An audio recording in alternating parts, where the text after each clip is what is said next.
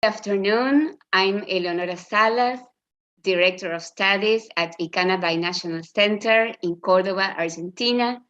Thank you for joining us today. Welcome to the 7th webinar of Teaching Capacity Building 2022, a professional development program sponsored by the US Embassy that we started hosting in 2020 in response to the challenges we faced at the beginning of the pandemic. If you have attended the previous webinars, you already know that the program consists of 15 webinars presented by committed and hardworking Argentine English teachers that are alumni of US-sponsored professional development exchange programs. They are all sharing their experience and best practices as educators and language teachers in their quest to create environments that support engagement for learning. We believe that no matter where we are in our learning journeys as teachers, we can always learn something from the journey of others. So we sincerely hope that these presentations will inspire you to bring new perspectives into your current teaching practice, whether it is in person, online, or hybrid, and that they will help you to create exciting learning experiences for your students. Our deepest thanks to the US Embassy, the Regional English Language Officer, all the alumni presenters, and the Argentine Network of Binational Centers for their unconditional support in the organization and delivery of this program. A very special thanks to Noris Cerda, who supports us all the time from the US Embassy.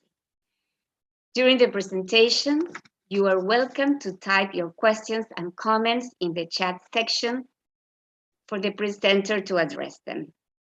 Also, in the chat section, you will find the link to download your certificate of attendance. Now, I would like to introduce our presenter for today's webinar, Ricardo Martín Ramírez. If you were here in May, he kicked off the program on May the 24th, and now he will kick off the second part of the program after our winter break in July. Ricardo is an International Visitors Leadership Program Fellow. He holds a Master of Arts degree in English from Washington State University, and at present teaches literature classes at UADER. UADER is Universidad Autónoma de Entre Ríos. His main research interests are intersectional literary studies, feminist rhetorics, critical race theory, queer theory, and all things that are edtech in language instruction. Today, he will be presenting Modal Verbs Revisited, talking about disability in the EFL class. Thank you very much, Ricardo, and the floor is yours. Thank you, Eleonora, and thank you to the US Embassy for hosting this event. I had a lot of fun in the first one, so I hope that we can explore some things together today.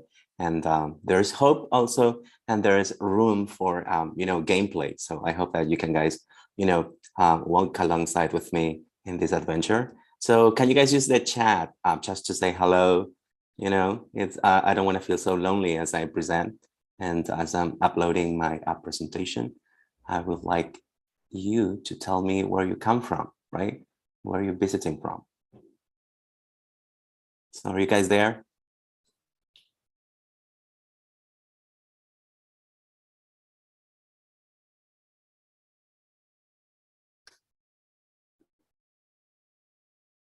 Well, people seem to be shy. Right, everyone seems to shy out from the presentation, but all right, maybe they're raising their hands. All right, so we are saying hello to all of you, and we are ready to kickstart this presentation.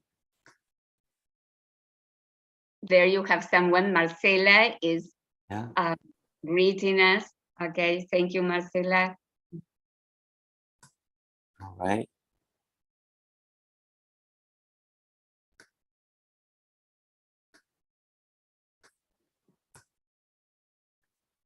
Give me a second. We have somebody from Thailand, Ricardo. Oh, there you go. Okay. Santiago del Estero, Santa Fe, Villa Mercedes, San Luis, La Rioja, Salta, And it's Tucumán. always all right. Oh, there you go. Thank you for keeping me updated on that. All right. So welcome everyone to this talk. And the talk is titled Modal Verbs Revisited, talking about disability in the EFL class. And full disclosure, today I have a terrible coughing. So you will be hearing me cough every now and then. Apologies for that. It's not something I can, prevent myself from doing. So apologies for that in advance. All right, so let's kickstart this conversation. So that's my first disclosure. My second disclosure has to do with the goals of this presentation. All right. So I do believe in passing on the word to other people and also in cascading teaching knowledge. I have to say that not long ago I did this course, this online training, also sponsored by the U.S. Embassy. It's called the Open Program, and the interesting part about that course is that every time you you learn something new, you're supposed to cascade your knowledge with other fellow teachers, with other folks, and that's something that I unconsciously internalized. And so every time that I'm sharing some things with my colleagues, I think that paying it forward or passing or spreading the word is a very powerful thing. So today I'm going to be cascading my teaching experience, my teaching knowledge with you around the topic of abilities and disabilities in English. This is not any final word on the topic of ability or disability. This is, as I said before, my own experiential and practical knowledge. It might come as something that needs rounding up, something that may have errors or mistakes. So I do want to take I don't want you to take into account this premise, because I have built a presentation navigating my own experience, my own mistakes, my own right things, right? The things that I know that work. So I'll be sharing my insight with you from that perspective.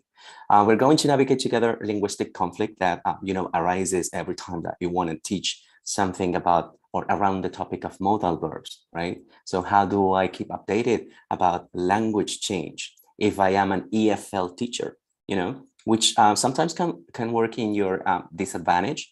But in here, what I'm proposing is that we navigate the linguistic conflict all together, and that we learn from each other, and that we share our insight. And finally, I'm going to be talking about this category for analysis. I'm going to be talking about universal design, which is an aspect that you need to take into account if you're going to tackle the question of abilities or disabilities in the classroom. So we are going to go into that notion a little bit deeper afterwards, but all in all, these are the three components of my talk, right? And so I hope that this can walk you somewhere. But just to get you started on this, I'm going to pull everyone out in this talk. I need to hear from you. I need your voices just to kickstart our presentation. So we are going to be sharing with you a link in the chat for you to participate in this poll. And I'm going to be projecting, on this Zoom space, the results of that poll. So can you guys join me on this space? So the link is in the chat, I guess, right? Yeah, very good. And I'm gonna be asking you to join me there. Sorry, that was the wrong screen. Here we go.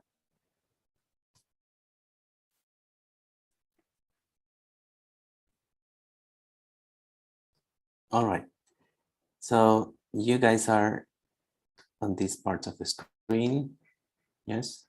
And this is the first question I have for you, and some of you are already answering. What is one thing you're really good at? All right, some people have said teaching, reading, Listening. I'm really good at using technology. I love that. Amazing. Singing. Oh, wow. There you go. We have a singer in the house. Amazing. You're good at listening. All right. You're good at reading. Maybe reading. Okay. I like that middle ground kind of response, right? As some people say that they are good at teaching, at translating. All right. Very good. Very good. Some of you are keeping, your discourse or your speech at a very short length, mostly because you're participating in a poll. Yes. But one of you actually said, well, I'm good at, right? And I want to bring your attention to this because that also speaks to our linguistic brains, yes, or about our linguistic brains. So some of you are keeping the speech short because my question is very much, around a focal point. But some of you are using the other structure, right? So this is all data that I'm going to be sharing with you. All right, speaking, talking to people, organizing activities. Very good. Now, in the second part of this poll, I'm going to be asking you this question. On a scale of 1 through 5, how would you rate your dancing skill? All right, we have many good dancers. I wonder where these people come from, right? All right, some of you say that you have a poor kind of skill. All right, the minority of you, the vast majority of you say that you are excellent, right? And average dancers altogether. All right, interesting. Okay. All right, so let's say that we have people that we can dance with in this group. That is actually good news for us, yeah? All right, very good, you guys. Let's now move on to question number 3. Which of these activities you have the drive to do every day? Make the bed, make breakfast, check your social media. So when you have the drive to do something, you have some internal motivation, something that you find mobilizing, all right? Oh, this is so interesting. Most of you have the energy every day to make breakfast. All right. Okay. Make the bed is usually the top least favorite, and it's no exception in this case. All right. All right, you guys. So most of you like to make breakfast in the morning. And yeah, second one, you like to check your social media. All right. Let's move on to the one before last. What is one thing you find it difficult to accomplish? Foreign travel, being empathic or empathetic, be quiet. Keep the bathroom clean. Yes, that's quite a challenge. All right, you guys are killing me with these answers. I love it. All right, so what else? What do you find it difficult to accomplish in your daily lives? Okay, you have people from Salta, Santiago del Estero, Capital Federal. All right, you guys. Write projects, eat healthy. Quite a challenge, right? Especially these days where we have a lot of junk food on the menu, right? Live in Argentina, all right? Okay, some political conscience right there. Do exercise, reading a book, okay? Doing exercise, all right? Keep my house clean. Yeah, the cleaning chores are very, very demanding and hard to accomplish, right? Not to procrastinate. Yeah, that would be a very modern kind of disease. Being on time, organize myself, do exercise regularly. All right. Finish my thesis. Oh, I've been there. I feel you. I feel you on that. Yeah, that's probably the most challenging thing for teachers, right? Doing their theses. Balance between work and free time. Yeah, very, very challenging. All right, you guys, this is amazing. And the last one, what would you say is your superpower? Listening to people. My superpower is using gamification in the class. I'm a super important papers organizer. I think my superpower that I love teaching, it can be visible in my conventional lessons, which involve a lot of things. Amazing. All right. Empathic, sympathy, empathy, listening to people. All right. Okay. Being creative. All right. Empathy, empathic, smile, listening. All right. Amazing. Creativity. Love that. All right, you guys.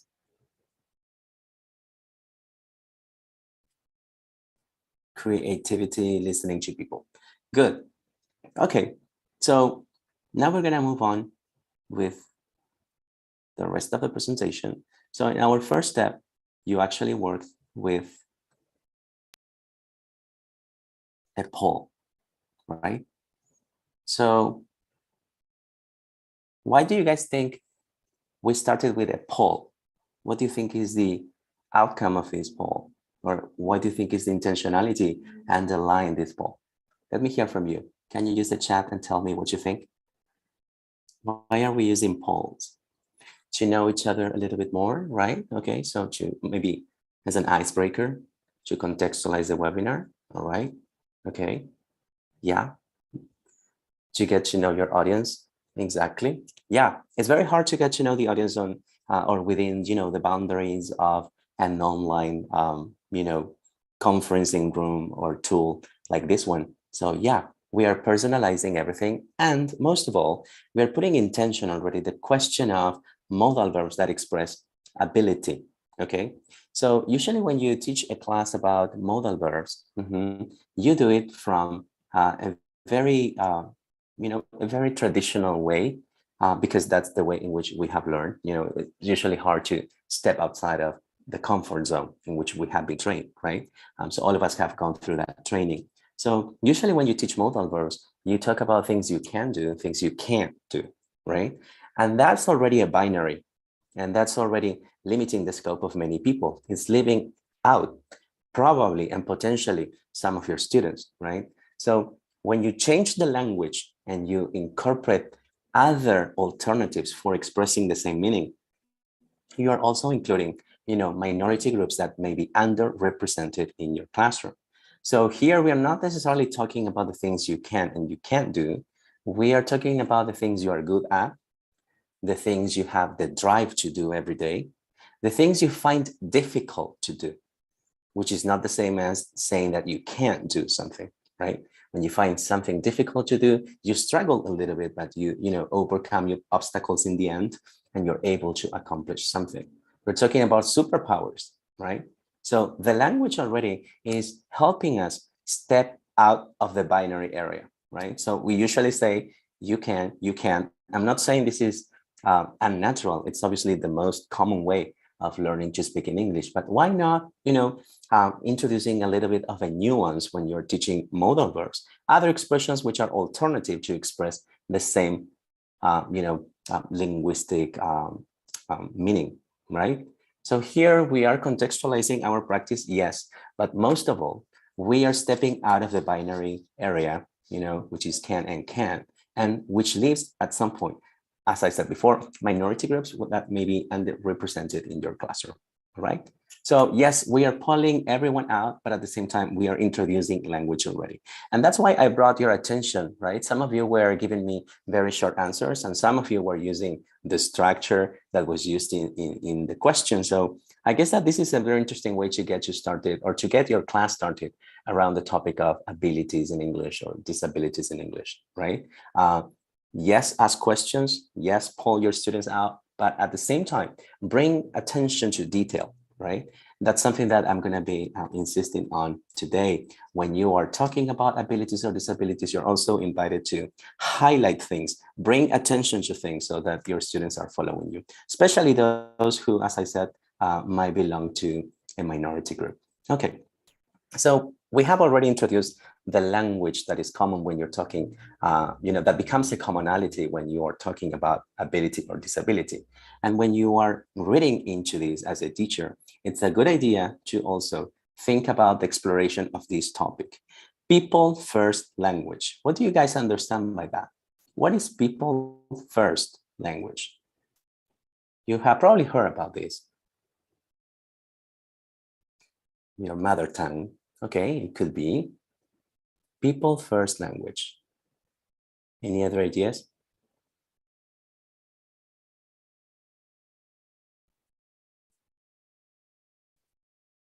Language that is about people above all. I love that. Very poetic, Christina. Love it. The one you are exposed to, the language mostly used in a community, at a very young age. All right. Okay. We have some hypotheses here. All right. And all of them are valid, especially if you are asking your students to partake in what is the meaning of this, right? But yes, people first language is, language that allows you to talk about people who have a disability, which is already a very conflicting issue in English, right? Because people in English tend to be very sensitive towards these topics. And so you have to be careful as to how you craft your sentences, how you put together these words in context, right? And so something that you need to consider when you're talking about disabilities in the classroom is people first language. What is the meaning of that? It's language that is focused on people, Gonzalo says, exactly. So when you're talking about someone who has a disability, you're not going to say anymore, for example, disabled person. You're going to say a person with a disability, right? So why people first? Because you're focusing on the the wholesome structure of any human being, right? When you say this is the person with such and such disability, you care more about the person, right? The disability becomes a second kind of spectrum that is actually annexed to the original linguistic structure, right? So this is what you can learn from like websites like this one, United Spinal. They have their own etiquette, file on how to address this issue in the classroom. And I find it very interesting. So I'm going to be reading some paragraphs from here, but obviously because of time constraints, then we're going to move on a little bit faster, right? So you have to put the person first when you're talking about disabilities. You usually say person with a disability rather than disabled. Yes, you say people with disabilities rather than the disabled. For specific disabilities, you say a person with Tourette's or a person with Tourette syndrome, a person who has cerebral palsy. Yes, and those are usually safe places that you can assume as, someone who has a rhetorical conscience, right? Disability doesn't determine who we are. Exactly. It's language that is focused on people. That's the very idea of when you incorporate people first language, yes? We are talking about disability, obviously, here in this talk, but for example, when you visit places where, racism is a very sensitive topic, I'm talking mostly about the US and how this is ciphered, in English. You have to navigate those issues with care when you visit places that, are not your country of origin. So I remember that when I was doing my master's, when you talked about, for example, minority ethnic groups, you would talk about people of color, right? And that's a huge topic in English, especially in the US, right? And this is kind of the same. It's the same transposition. You focused on the person, not on the color of the persons, right? So person of color, person with a disability, and that's how it goes, right? All right, are you guys following? Are you there? Show me your love. Are you still here? Are you following? Yes? All right. Okay, amazing. Okay. Thank you. Thank you for raising your hands or using the chat. Very good, guys. All right. Similarly, here what we're doing at the same time is introducing the notion to our students. Always think of this, navigation as something that we are doing alongside with your students. So you're introducing people first language.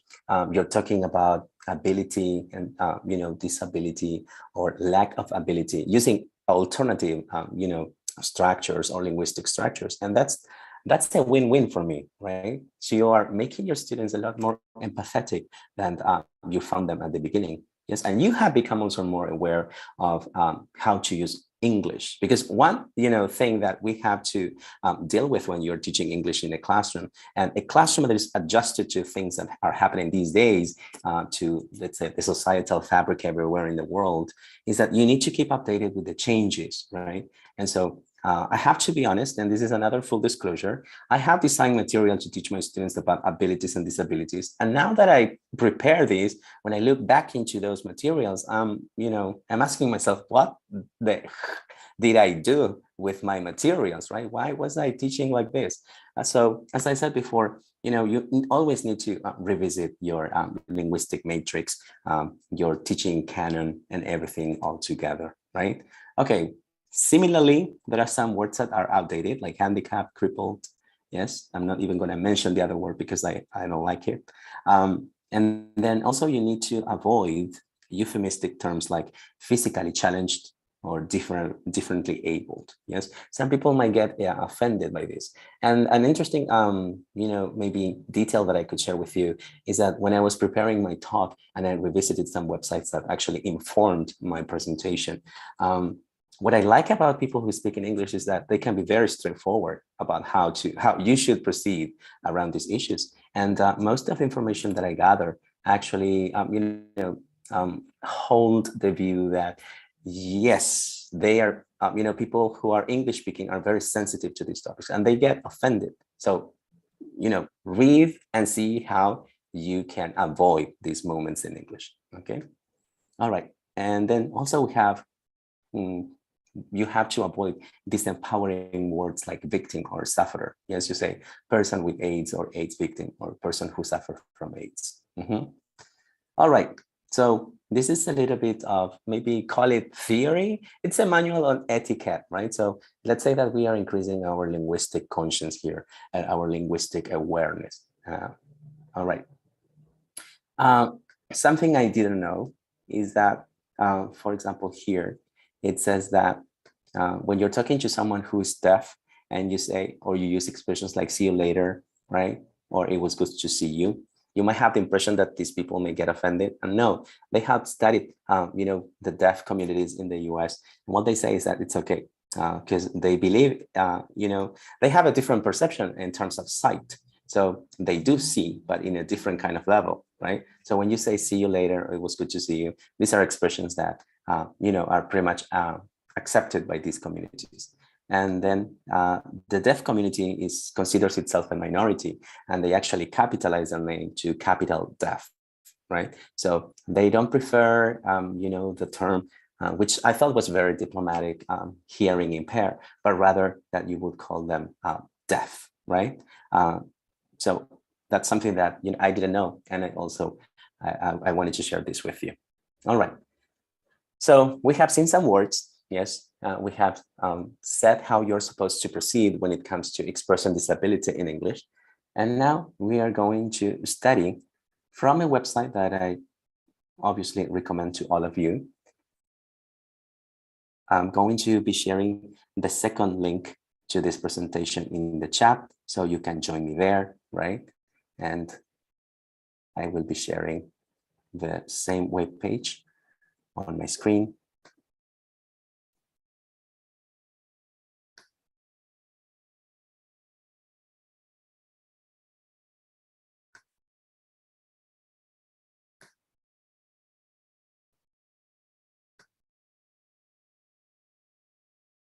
All right. So this is an office in the US government that talks about disability rights. Yes. And I got this recommendation from the US Embassy, the Department of State, actually, website. And here they talk about people first language. Yes. If you're going to introduce your students to this idea of using people first language, it might also be a good idea to walk them through, a definition. In this case, this comes the letter of this topic come from a website that addresses an act. So this has obviously the degree of a law, right? So something you need to respect, something you need to abide by, right? And you have a very interesting definition here and more information to add to your students. I'm showing this website because this is a very inclusive website, it couldn't be otherwise, right? Because this is the Office of Disability Rights. And I would like you to tell me what you think about it. I see some people raising their hands, but I guess that we're going to have time for questions maybe towards the end. So please don't forget to ask me these questions later, all right? I wanted to share this with you because here you have the definition of people first language and how to use it and why. But look at this, this website has some inbuilt commands that I find very interesting. So if you want to listen to this definition, right, you only need to press the option there.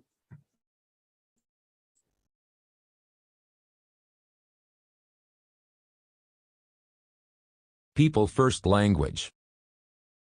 Usage guidelines. The People First Respectful Language Modernization Act of 2006 was enacted by the Council of the District of Columbia on July 11, 2006 to require the use of respectful language when referring to people with disabilities in all new and revised district laws, regulations, rules, and publications and all Internet publications. All right. Could you guys hear that? Okay. Could you follow that? Amazing. Thank you for the confirmation in the chat, Fernanda, Silvina, Deborah. Thank you, guys. Thank you very much. All right. So what's happening here and how is this an amazing kind of resource? Well, first of all, because this is supposed to be an inclusive website, what you have is the possibility of listening to the text. You know, if you have some kind of impediment or disability, this website is actually, you know, thought for everyone, yes, who belongs to a minority group. And you have many other documents that you can read, and you have the same kind of inbuilt device that allows you to, you know, listen to the text if you have a disability, especially if you have, you know, if someone has is visually impaired, right? Or yeah, has a disability, a sight disability, then this is a website that you can use to inform their reading process, for example, right? You have probably noticed that this is a robot reading, obviously, the text. But if you study more into how, for example, blind people or visually impaired people read this text, you will know that they need the monotone so that they can follow the text better, right? So at the beginning, this can come off as you know, something that is not really including people because the voice or the voiceover is not really appealing. But this is how it has to be for people to be included, actually, right? So if you have, if you're visually impaired, you need to trust this kind of voice so you can follow it better, right? I want to show you other applications that the website has. So you can, for example, choose the kind of text that you want, the kind of font. It can be, you know, in a bigger size very easily. I just like double click on the website and I have a bigger size. And you can also have a page mask for, you know, for your students. And let me show you how it works. So there you go. You can highlight, obviously, different sections of the text, right? And you can read bit by bit. This is very important for people who have a hard time, you know, finding a focal point on a website, especially on a textual kind of dimension, right? You can, as I said before, you can, I mean, size-wise, you can augment, obviously, the size of the text to your own liking, yes? And whenever you are feeling ready, yes, you just, you know, close the inbuilt app and it goes away, right? I thought this is a very interesting topic where, I mean, I thought this is a very interesting website, not topic, because you are introducing your students to the reading adventure, but at the same time, you are, you know, bringing attention to the fact that maybe some of us need special kind of devices for reading, right? I wish that all the websites that we visit for teaching or that we use for teaching would have something like this. It's not a reality, but I think that it's very interesting to, you know, build maybe a class around this topic in particular. So you have this website. All right. Are you guys following? Is this clear? Fernanda says, yeah, this is amazing for dyslexic students. Absolutely. Right. Yeah. So, I mean, it makes sense, right? This is an office that works for inclusivity. And they do have, obviously, a website that covers all those things, right? All right. Yeah. Very interested indeed, Gonzalo. Yeah. Okay. Now we're going to move on. And an interesting point here is that, yes, you can read about disabilities, right? And so now I'm going to be sharing another link in the chat. That would be our third link. And the question that arises here is, how do you deal with linguistic change in the English language? Because I remember that hearing impaired was perfectly all right when I studied, like when I first studied to become an English teacher, right? So things change over time. So how do we keep ourselves updated? And how do we deal with this question that as, non-native speakers of English, we will not necessarily know every time which is the best collocation, right? How we can refer to these, these linguistic phenomena in English. So how do we help ourselves in this process? So I'm going to be sharing now a new link, yes, to the English corpora of especially the American English variety, linguistic variety, so that if you have a doubt about this, if you need to know more about this, you can also instruct your students to visit these websites, because it's not about knowing everything, it's about where to find the right information, especially if you're talking about language that is a little bit more diplomatic, yes, language that has obviously this sensitivity to social issues that are very important to us. So in our third link, yes, I have the English Corpora website.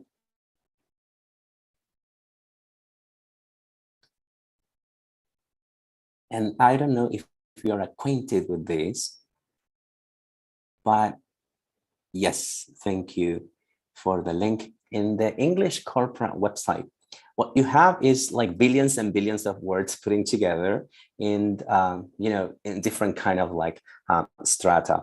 And so when you visit the corpora of the English language, this is obviously a website, well, not that obvious, but this is a website that mostly circumscribes to the American English language, right? And what you have here, it's a collection of words, yes, and examples that can help you make the right choice, right, as to which words you can use. So when you visit this corpus that, has entries from newspapers, from journals, from magazines, from everywhere, from different documents, what yes, for example, if I have a student who is, who had, a temporary impediment to walk, yes. So should I say, my student, I have a student in crutches, or should I say, I have a student with crutches? So which is the best collocation? Maybe you have like an amazing linguistic mind and you know exactly which preposition collocates to describe that situation. But it's not my case. I am not very intuitive with prepositions. I always have to memorize them, right? So maybe you're a little bit more intuitive than I am, for example, and you can guess which word collocates the best. But if you don't, and the chances are that your students don't know about this either. So maybe what you can do is visit this corpora, and when you ask the corpora, obviously this is a web page. I'm just showing you now the final product, but this is the website where you have to register, yes, and then you are granted access. So what happens on this website? You introduce a phrase, a word, a complete sentence that you want to know how native speakers of English utilize. And so what you get there, it's it's a set of examples as to how you're supposed to use this word. So which is the preposition that has the most frequency in the English language? Well, the preposition is with. And so you say, I have a student with crutches. Can you say in crutches? You didn't find as many examples as this one. This one is the one that goes. And you have examples, and you have obviously space for corroboration. So if you analyze this, look at this. Most of the sentences have a medical context, right? So for example, number 2, Bonnie Kate walks with crutches after 9 surgeries. So that's the one you need. Right, so you have many, many examples, and you need to do a double confirmation. Is this the word or the collocation I need? How do I know? Well, you have examples, and if the examples match, then the corpora has told you how you're supposed to articulate your speech in English. This is not something we can do as non-native speakers of English, so I insist. This is an amazing way to know which are the best word combinations you can have in English. All right? Are you guys following? Are you there? Don't leave me alone, right? Yes, some people raise their hands, some people are using the chat. Amazing. Okay, thank you guys. You are there, Deborah. Very good. All right, here we go. Now, we are supposed to use people first language, you have some examples from this governmental office I said before. If you don't know how to say something, well, it's always a good idea to visit corpora, right? The corpora of the English, the American English language. And then you will find very clear examples as to how you're supposed to put your sentences together. And now I'm going to share another link that you can also use to get more information at as to which are the best words that fill in the gaps, right? So now we're going to share our fourth link. Yes. Marcela says, this is very useful. Yes, as I work as an EFL teacher training college. Yeah. Okay. I'm glad that's your case, Marcela. All right. So in the next website, yes, imagine that you still have doubts. Okay. Yes, Ricardo, I check the, I check the corpora, but still I have my doubts. I need to see if these expressions that I want to use are updated or not. Okay, so a good way to do this is to use this website. It's called Youglish. And so what it does is to tell you tell you more about the use of the word that you are, the word in question, the word you want to teach, the word you need to learn about. So in Youglish, what it does is to use the same kind of principle. It's the same algorithm, right? So you're trying to see the frequency of the word in the English language. And also, in this case, because you are working with videos, you have access to how a word is pronounced. So in Youglish, you type a word like crutch, for example, yes, because I want to say that I have a student who, who uses crutches. And so what is the meaning of this word? Is the word correct? How do I pronounce this word? Can I see a video about it? Can I see how people use it in movies? So you just, enter the word, and Glish gives you access to videos, and not only the video, the exact second where that word has an incidence, right? So this is as good as it gets, and so you have the look at this. You have the script of the text in the video. So if someone needs to check the text because they are very dependent on the text, you have not only the text, but also a highlighted text, right? All right. Are you guys following? Yeah, someone is asking for the links at the end of the presentation. Yes, we're going to share all of them at the end so that you don't lose track. Yes, we have considered every angle.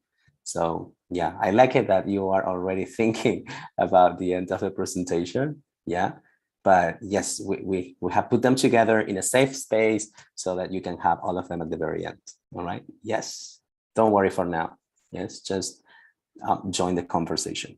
All right. So how do I approach the topic of abilities and disabilities? Well, up to now, I first ask you to answer some questions on a poll.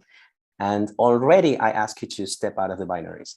Yes, can and can't, but let's work on other expressions. I'm good at, I have a superpower, right? So that was the first approach. Second approach, how do I talk about disabilities in the classroom? Because I need to be able to, make it visible, right? You need to bring visibility into these topics, because otherwise, if you just turn a blind eye on that, it's not gonna, pay off for the students in the end. So that was our second movement. How do I inform my research process? Well, you go to the right websites, but at the same time, if you have doubts because you're a non-native speaker of English, and as such, you need to read and read and read and see what fits better. Well, then you have some websites that can inform that process. Yes. So up to here, these are some ideas as to how you should proceed, right? I'm sorry, I'm not going back into my PowerPoint presentation, but I wanted make it till the very end. And if I change screens, it takes time. But yeah, I promise I will lower my anxiety level. But for now, yes, I'm going to be sharing some other links, mostly because now we're going to work with a movie clip. And I want you to watch that movie, right? So I'm going to share in the chat the link to this movie, and we're going to be working on that basis. All right, there you go. So watch the movie. You have probably seen this movie because it's really good for teaching in the classroom, right? And this movie lasts about 4 minutes, 20 seconds. So look at my screen. You have 4 minutes, 20 seconds. I'm going to time you up so that you don't escape. Yeah, I'm just kidding. But yeah, I'm going to explain why I'm timing you up, right? But for now, watch the clip and I will start my countdown.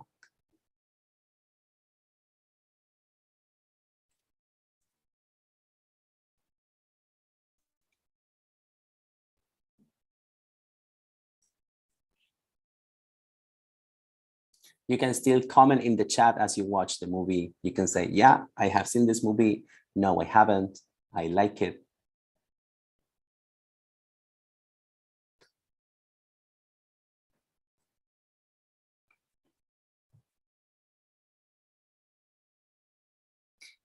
Fernanda says that she has seen it already. All right.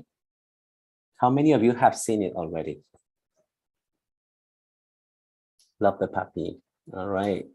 Some of you raised their hands. 3 of you have seen it. Very good. Yeah, it's very moving. Christina has watched it too. Luciana too. Yeah, I love the fact that we guys navigate the same websites. We use the same resources. That's amazing. Okay, Silvina hasn't. Okay. You guys have 3 minutes. I'm counting. I've seen it. It serves as an inspiration to my students. Everything is possible. It depends on ourselves. Amazing. Yeah, Marcela, I'm glad that you have already used it. Okay. How do you feel about movies like this? Do you think that they bring the spirit down? Because, you know, you obviously empathize and you're feeling very, you know, reflecting after you finish watching it. So let me ask you, do you have to work on, you know, lifting up the spirits of your class after you work with this kind of movies?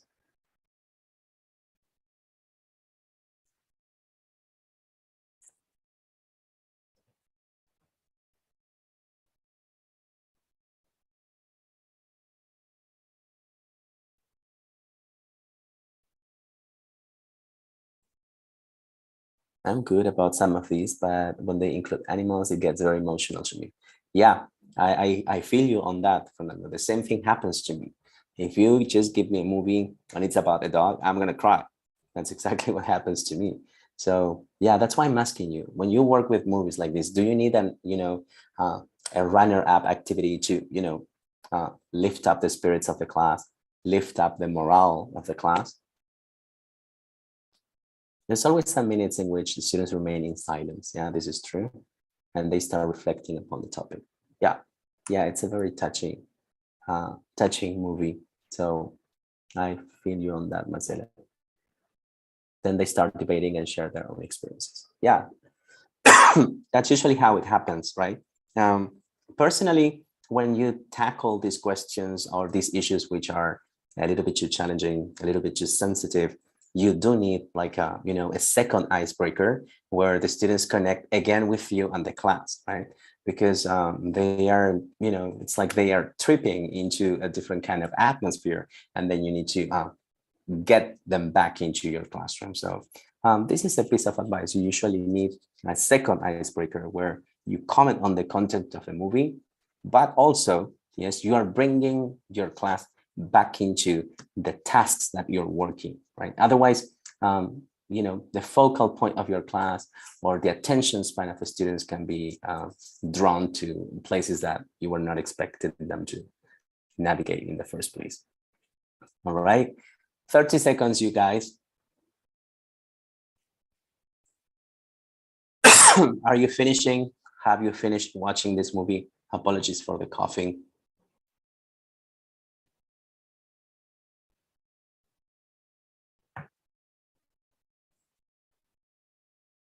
Right?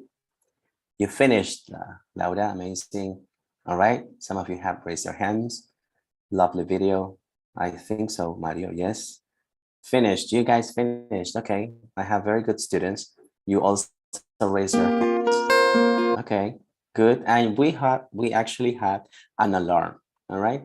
So why the timer? I know that we are in the context of a presentation, but what do you guys think?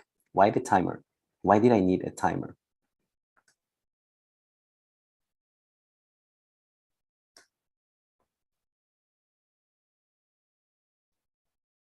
Any ideas? To organize the task, okay? Yeah, organizational skill. All right, any other ideas?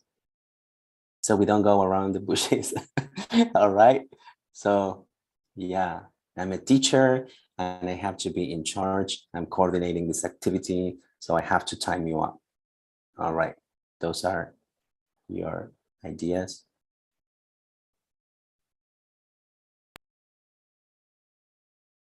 Let's see.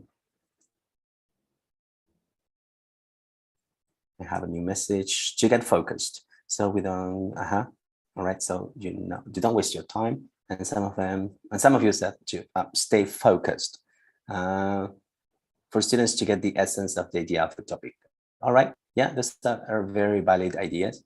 There is a more practical also scenario. When you include time-sensitive tasks, you are helping your students who might have an attention disorder, right?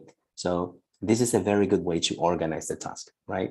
So we are using a multi-perspective and multi-format kind of presentation, right?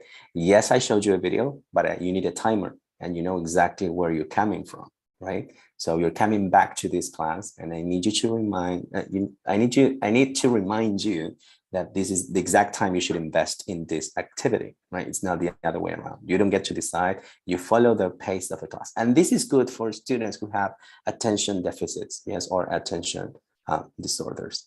Yeah, this is a good organizer. Yes, time-sensitive activities are good for these kinds of students.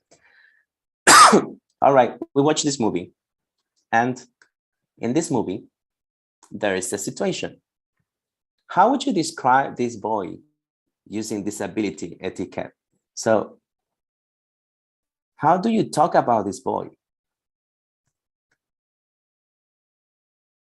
If you had to describe the boy in the class, or if you're asking your students to describe this boy, how would you make reference to him using disability etiquette?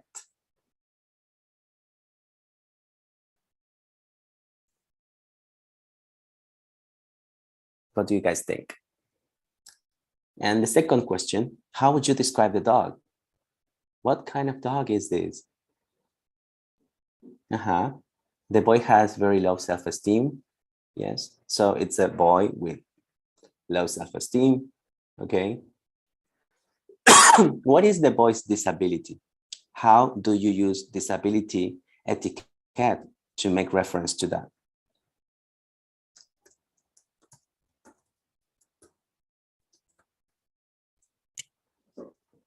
Well, we just did before, right? We were talking about a boy with crutches, right? A boy with a shorter leg. Yeah, that's another one. We focused on the person and then we say the disability. Very good, Christina, right? Remember, people first language. A boy with a disability to walk. Yeah, that's also good. Those are the structures that we need. A dog with a shorter leg. Yes. It could also be a dog with a missing front leg, if you want to be even more specific, right? So missing is also a word you can use, for political correctness or disability etiquette. A boy with one leg, yes, yeah. What they obviously not recommend is that you would talk about the boy as a one-legged boy. No, that's wrong, right? That can hurt someone's feelings. So you're bringing emphasis on the disability. So you don't go around this issue like that, right? So a boy with crutches, or also you could say a boy who uses crutches, yes? Those are the ways in which we can refer to the dog. A boy with one leg. Yeah, that one is better than just using, a negative adjectival phrase before the noun, right? All right, you guys, very good. So what did we do? We talked about abilities and disabilities from a broader spectrum, right? Using different expressions. Then we search for places that could inform our class on disabilities. And now we are applying our knowledge, right? You are watching a movie, well, you watch the movie, and now you're describing what happened there, right? So we need to apply the knowledge that we have just gathered, yes? And in context, I would use the same language for the boy and the dog. Yeah, sounds good, right? And I think that by extension, you are obviously implying that why not dogs, are also people, why not? Yeah, but that's a different conversation. That would be in another talk, right? But yeah, this opens the floor for new topics to be discussed. All right, I want to walk you now through the principles that have maintained the conversation going or that sustain my presentation, right? Why did we do what we did in this class? First of all, I said that this is a very personal kind of presentation. It may contain errors, mistakes. It might be faulty in some aspects, but yeah, I felt ready to share this with all of you. So I hope that it can pave the way for new explorations on your end. Right. So a principle that sustains my own design is the question of universal design for learning, right? So universal design for learning is actually derived from an architectural kind of notion. And the idea is that you build a project that actually can be applicable to students who have disabilities, right? So that's the idea, right? In architecture, this is the principle that is used for including people who have disabilities in the context of a building, for example. So, buildings need to be fully operational for everyone, regardless of the kind of capacity that they have, right? So if you translate this to the context of education, then you talk about universal design for learning. Your learning needs to be inclusive, because otherwise you just, kickstart a class focused on the imaginary that everyone looks alike in your classroom, right? And that's not the idea. The idea is that you do more embodied practices in your class. All right. So this is one of the principles that I thought would be good for designing a presentation. Yes. So I recommend you can read more about that. What are some of the ideas that you need to, comply with when you are doing this kind of design? Well, you have to give students multiple options for demonstrating knowledge. You can do videos, you can do text drawings, you can do audios, everything. You need to use content that is easy to use with assistive technologies. Remember the website from, the disability office in the US? Well, they use that. That was very inclusive, right? And they use assistive technology. So that is a safe site for everyone in your classroom. And then you need organizers. Yes, and you need to give people a sense of order. So I included a timer for some of you. Right? So these are the principles for universal design when it comes to learning. So what can you do to review all this knowledge? You can play a game with your students, right? This game, we're not going to play today again because I'm already behind my schedule. I apologize for that. But yeah, there's an app. It's called Wheel of Names. And for the students to apply all these notions, concepts that we have discussed, you can play these games. Very easy, very intuitive. You just, provide the website with the words that you want to play a game with. And so then the website spins the wheel for you. You get a word, you are assigned a word, you are supposed to use that word in context. Right? Thank you for sharing the link to this game as well. So yeah, this will be the Wheel of Names. And we apply our knowledge, and now we are reviewing the knowledge, right? You will have room, obviously, later for assessment. Why did we do what we did in this presentation? Which are some of the foundational theoretical aspects of this? Well, this is a concept that I believe a lot in, queer pedagogies, right? I brought some lines from an article that I wrote with my colleague, not because I want to be boasting about myself, but mostly because, I put time and effort in exploring this topic. And yeah, this is an article that we wrote. And at some point in this article, we said that questioning the letter of a text can motivate the students and teachers to imbue their learning with embodied possibilities and anti-normative practices in order to acquire knowledge of the world. So when you do these activities and you ask the students to navigate things that maybe they haven't, you're asking them to think outside the box, right? And so, yeah, yes, bodies do matter. A body of knowledge has everything to do with the bodies of the students. When you enter a classroom, you do it as a whole, right? But usually institutional classrooms deprive the students of the possibility, of owning that corporeal kind of intervention in the classroom. But in queer pedagogies, you're asking them to do exactly that. Yes, bring your bodies into the classroom. Tell me who you are. All right.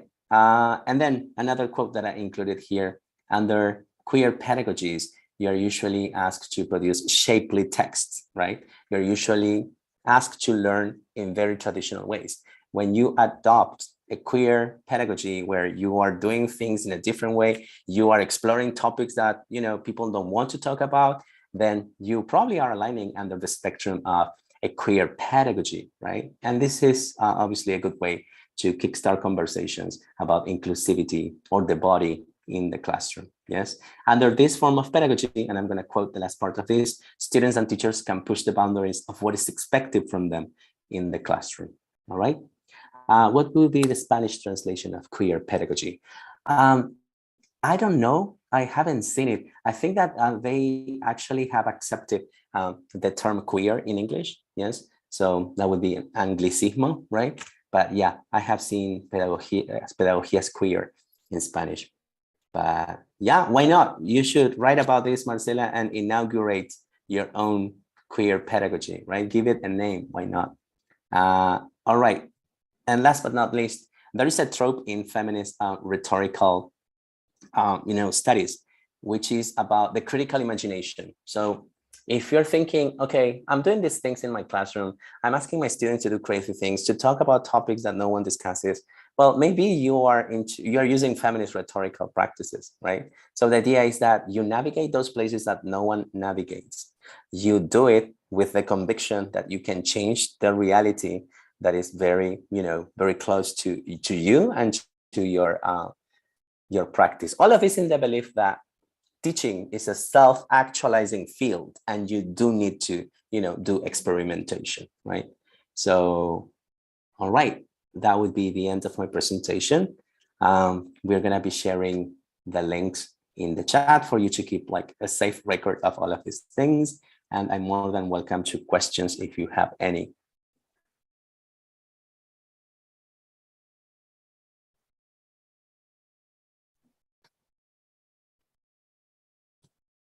Thank you, Ricardo. We are posting again the links, and we are also going to post the link to download the certificate of attendance.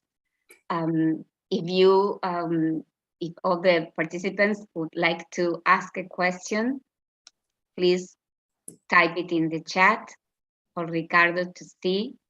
I think this has been so enlightening, Ricardo, and it just confirms this idea that we have to really think outside the box and see the world from multiple perspectives, and because people see, and live the world and feel the world from their individual perspectives. So, and you are giving us all these ideas and tools, to sort of plan our teaching, considering all this. I think we all need to become aware of all this and of all this research. I'm really thankful for this, Ricardo. Yeah, no, thank you guys for being so respectful. When you navigate these difficult topics, it's very easy to fall in places that can be very uncomfortable for a teacher because we don't have the answers to all of this, yes? But at some point you need to do it. And yeah, I think that those grammar books that only like drive you or, walk you through very traditional places, that's what we need to like leave behind, right? There's so many things happening in the English language and we need to be aware of that. Yeah, thank you guys for seriously for being here, for participating.